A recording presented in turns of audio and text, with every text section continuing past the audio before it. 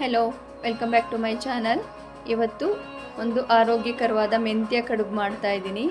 ಈಗ ಇಲ್ಲಿ ಮೊದಲಿಗೆ ಒಂದು ಪಾತ್ರೆಗೆ 2 ಕಪ್ ಗೋಧಿ ಹಿಟ್ಟು, ಸ್ವಲ್ಪ ಅರಿಶಿನ, 1 ಸ್ಪೂನು ಚಿಲ್ಲಿ ಪೌಡರು, 1/4 ಸ್ಪೂನಷ್ಟು ಜೀರಿಗೆ, 1/4 ಸ್ಪೂನಷ್ಟು ಓಂಕಾಳು, ರುಚಿಗೆ ತಕ್ಕಷ್ಟು ಉಪ್ಪು, 2ರಿಂದ 3 ಸ್ಪೂನ್ ಆಯಿಲ್ನ ಸೇರಿಸಿ ಈಗ ಹಿಟ್ಟಿನೊಂದಿಗೆ ಉಪ್ಪು, ಖಾರ, ಆಯಿಲು ಎಲ್ಲವೂ ಚೆನ್ನಾಗಿ ಮಿಕ್ಸ್ ಆಗೋವರೆಗೂ ಈ ರೀತಿ ಫಸ್ಟ್ ಮಿಕ್ಸ್ ಮಾಡ್ಕೋಬೇಕು.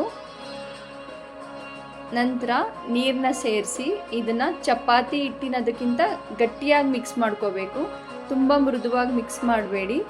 ಇದು ಎಷ್ಟು ಗಟ್ಟಿಯಾಗಿ ಮಿಕ್ಸ್ ಮಾಡ್ಕೊತೀವೋ ಈ ಕಡುಬು ಅಷ್ಟು ಚೆನ್ನಾಗಿ ಬರುತ್ತೆ. ಈಗ ಸ್ವಲ್ಪ ಆಯಿಲ್ನ ಸೇರಿಸಿ ನೋಡಿ, ಇಷ್ಟು ಗಟ್ಟಿಗಿರಲಿ. ಇದನ್ನೊಂದು 10 ನಿಮಿಷ ಹಾಕಿಡ್ತಾ ಇದ್ದೀನಿ. ಈಗ ಇದಕ್ಕೊಂದು ದಾಲ್ ರೆಡಿ ಮಾಡ್ಕೋಬೇಕು. ಈಗ ನಾನಿಲ್ಲಿ ಅರ್ಧ ಕಪ್ನಷ್ಟು ಬೇಳೆ ತಗೊಳ್ತಾ ಇದ್ದೀನಿ. ಇಲ್ಲಿ ತೊಗರಿಬೇಳೆ, ಹೆಸರುಬೇಳೆ, ಮಸೂರು ದಾಲು ಎಲ್ಲವನ್ನು ಸಮ ಪ್ರಮಾಣದಲ್ಲಿ ಅರ್ಧ ಕಪ್ ತಗೊಳ್ತಾ ಇದ್ದೀನಿ. ಎಲ್ಲವರಿಂದ ಅರ್ಧ ಕಪ್ ತಗೊಳ್ತಾ ಇದ್ದೀನಿ. ನಂತರ ಇಲ್ಲಿ ಒಂದು ಕುಕ್ಕರ್ಗೆ ಹಾಕಿ ವಾಶ್ ಮಾಡಿ ಅದಕ್ಕೆ 3 ಕಪ್ನಷ್ಟು ನೀರನ್ನ ಸೇರಿಸಿ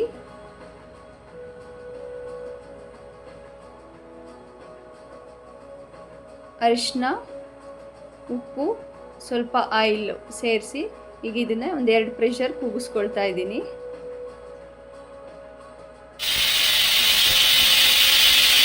ನಂತರ ಇಲ್ಲಿ ಸೊಪ್ಪನ್ನ ಕ್ಲೀನ್ ಮಾಡಿ ನೀಟಾಗಿ ಕಟ್ ಮಾಡಿ ಸೈಡ್ಗೆ ಎತ್ತಿಟ್ಕೊಳ್ತಾ ಇದ್ದೀನಿ. 1 ಬಿಡಿಸಿರೋ ಅಂತಹ ಬೆಳ್ಳುಳ್ಳಿ, 5ರಿಂದ 6 ಹಸಿರು ಮೆಣಸಿನ್ಕಾಯಿನ ಈ ರೀತಿ ಕುಟ್ಟಿ ಪೇಸ್ಟ್ ಮಾಡ್ಕೋಬೇಕು.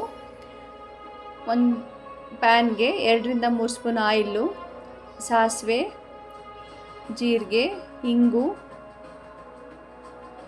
ಈಗ ಪೇಸ್ಟ್ ಮಾಡಿ ಇಟ್ಕೊಂಡಿದ್ವಲ್ಲ ಅದನ್ನು ಇದಕ್ಕೆ ಸೇರಿಸಿ ಇದು ಹಸಿ ಸ್ಮೆಲ್ಲೆಲ್ಲ ಹೋಗಿ ಆಯಿಲ್ ಬಿಡೋವರೆಗೂ ಫ್ರೈ ಮಾಡಿ, ನಂತರ ಕರಿಬೇವು, ಒಂದು ಹೆಚ್ಚಿರೋ ಅಂಥ ಆನಿಯನ್ನ ಸೇರಿಸಿ ಇದನ್ನು ಕೂಡ ಚೆನ್ನಾಗಿ ಬಾಡಿಸ್ಕೋಬೇಕು. ನಂತರ ಇಲ್ಲಿ ಸ್ವಲ್ಪ ಉಪ್ಪನ್ನ ಸೇರಿಸಿ 2 ಟೊಮೆಟೊನ ಸೇರಿಸ್ಕೊಳ್ತಾ ಇದ್ದೀನಿ. ಇದು ಟೊಮೆಟೊ ಕೂಡ ಚೆನ್ನಾಗಿ ಮೆತ್ತಗಾಗೋವರೆಗೂ ಮಸಾಲೆಯಲ್ಲಿ ಈಗ ಬೇಯಿಸ್ಕೋಬೇಕು. ಸ್ವಲ್ಪ ಅರಿಶಿನ, ಈಗ ನೋಡಿ ಬೇಳೆ ಹೀಗೆ ನೀಟಾಗಿ ಚೆನ್ನಾಗಿ ಬೆಂದಿರಬೇಕು. ಬೇಳೆ ಎಷ್ಟು ಚೆನ್ನಾಗಿ ಬೆಂದಿರುತ್ತೋ ದಾಲು ಅಷ್ಟು ರುಚಿ ಬರುತ್ತೆ. ಈಗ 1 ಸ್ಪೂನ್ ಅಚ್ಚ ಖಾರದ ಪುಡಿ, 2 ಸ್ಪೂನ್ ಧನಿಯಾ ಪುಡಿ, ಈಗ ಮೆಂತ್ಯ ಸೊಪ್ಪನ್ನ ಈಗ ಸೇರಿಸ್ಕೊಳ್ತಾ ಇದ್ದೀನಿ. ಮೆಂತ್ಯ ಸೊಪ್ಪು ಓವರ್ ಕುಕ್ ಆಗಬಾರ್ದು. ಇದು 2ರಿಂದ 3 ನಿಮಿಷದಲ್ಲಿ ಒಗ್ಗರಣೆಲೆ ಬೆಂದ್ಬಿಡುತ್ತೆ. ಮೆಂತ್ಯ ತುಂಬ ಬೇಯಿಸಿದ್ರೆ ಕನೆ ಬರುತ್ತೆ. ಹಂಗಾಗಿ ನಾನು ಲಾಸ್ಟಿಗೆ ಸೇರಿಸಿ ಬೇಯಿಸ್ಕೊಳ್ತಾ ಇದ್ದೀನಿ.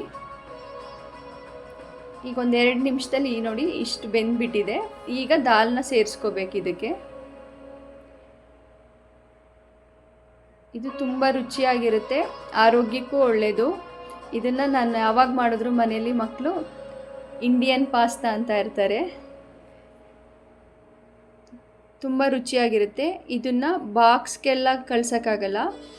ಇದು ಬಿಸಿ ಬಿಸಿಯಾಗಿ ಮಾಡಿ ಆವಾಗಲೇ ಬಿಸಿ ಬಿಸಿಯಾಗಿ ತಿಂದ್ರೇ ತುಂಬ ರುಚಿಕರವಾಗಿರುತ್ತೆ ಇದು.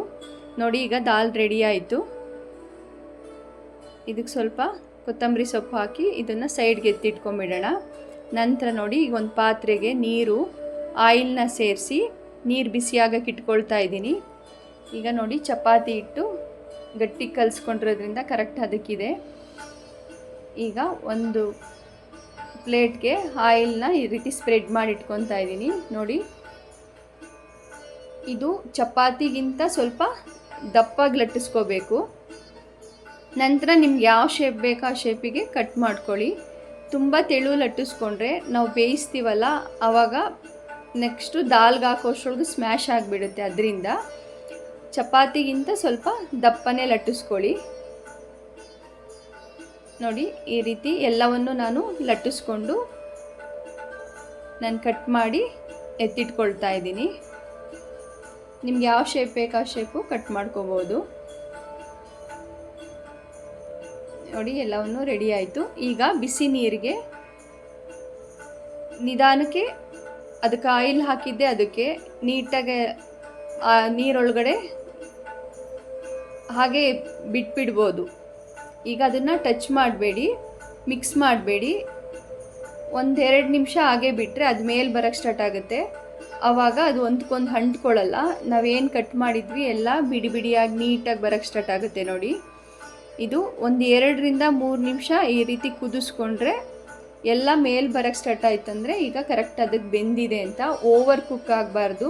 ತುಂಬ ಓವರ್ ಕುಕ್ ಆದರೆ ಈಗ ರೈಸ್ ಎಲ್ಲ ಹೆಂಗೆ ಮೆತ್ತಗಾಗುತ್ತೋ ಹಾಗಾಗಿಬಿಡುತ್ತೆ. ಈಗ ನಾನು ಸ್ಟವ್ ಆಫ್ ಮಾಡ್ಕೊಳ್ತಾ ಇದ್ದೀನಿ. ಈ ರೀತಿ ನಾನು ಫಿಲ್ಟ್ರ್ ಮಾಡಿ ಅದಕ್ಕೆ ಎತ್ತಿ ಹಾಕ್ಕೊಳ್ತಾ ಇದ್ದೀನಿ. ನೀವಿಲ್ಲ ಹಾಗೆ ಬಸ್ದು ಕೂಡ ಸೇರಿಸ್ಕೋಬೋದು. ಈಗ ದಾಲ್ ಜೊತೆ ಇದನ್ನೆಲ್ಲ ಹಾಕಿ ಅಲ್ಲೂ ಕೂಡ ನಾವು ತುಂಬ ರಫಾಗಿ ಮಿಕ್ಸ್ ಮಾಡಬಾರ್ದು, ತುಂಬ ಮೃದುವಾಗಿ ನೀಟಾಗಿ ಮಿಕ್ಸ್ ಮಾಡಬೇಕು. ನೋಡಿ ಆ ಕಲರ್ ನೋಡಿ ಎಷ್ಟು ಚೆನ್ನಾಗಿದೆ, ತುಂಬ ರುಚಿಕರವಾಗಿರುತ್ತೆ ಇದು ಈಗ ಕನ್ಸಿಸ್ಟೆನ್ಸಿಗೆ ಕುದಿಸಿದ್ನಲ್ಲ ಅದೇ ನೀರನ್ನೇ ಇಲ್ಲಿ ಬಳಸ್ತಾ ಇದ್ದೀನಿ. ಮೇಲೆ ತುಪ್ಪ ಹಾಕಿದ್ರೆ ಅದ್ರ ಘಮ ನೋಡಬೇಕು, ಮನೆ ಫುಲ್ ಬರ್ತಿರುತ್ತೆ, ತುಂಬ ರುಚಿಯಾಗಿರುತ್ತೆ. ಇದನ್ನು ಬಿಸಿ ಬಿಸಿನೇ ಸರ್ವ್ ಮಾಡಬೇಕು, ಬಾಕ್ಸ್ಗೆಲ್ಲ ಚೆನ್ನಾಗಿರಲ್ಲ. ರೆಸಿಪಿ ಹೇಗೆ ಅನ್ನಿಸ್ತು ತಿಳಿಸಿ. ಮತ್ತೆ ಸಿಗುವ ನೆಕ್ಸ್ಟ್ ವಿಡಿಯೋದಲ್ಲಿ. ಬಾಯ್.